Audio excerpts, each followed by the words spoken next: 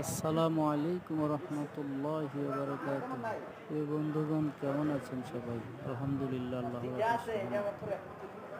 আমরা তো ভালো আছি। ভালো নেই শুধু ফিলিস্তিনের শিশুরা। এরকম একটা ঘটনা ঘটেছিল মুসা আলাইহিস সালামের আমলে। ফেরাউন অনেক শিশুদের মেরে ফেলেছিল। ইতিহাসে অনেক বড় ঘটনা হয়েছিল। সেই ফেরাউন কিন্তু এখন আমাদের কাছে খুব পরিচিত। তার অস্তিত্ব কিভাবে যে বিলীন হয়ে গিয়েছিল তাও আমাদের কাছে স্পষ্ট করেছেন আল্লাহ তাআলা কোরআনে। তাই ফয়সালা সব আল্লাহর হাতে। আমাদের কাজ মুসলিম জাতি হিসেবে দোয়া করা।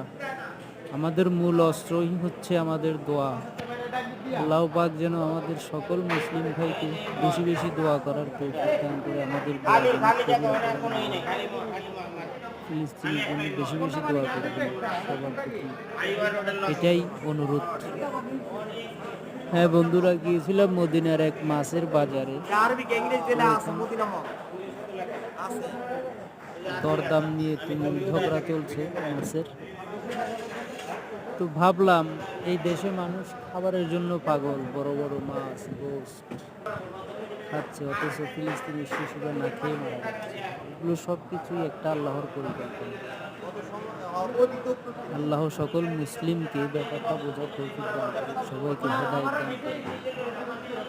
আল্লাহ যেন আমাদের সবাইকে বোঝার তৌফিক দান করে। আজকে আমরা একমত না হওয়ার কারণে আজকে আমাদের উপরে পেরেশানি, এত হামলা হচ্ছে, কিছু আমরা সংখ্যায় বেশি, দেশে বেশি ফিলিস্তিনির। আজকে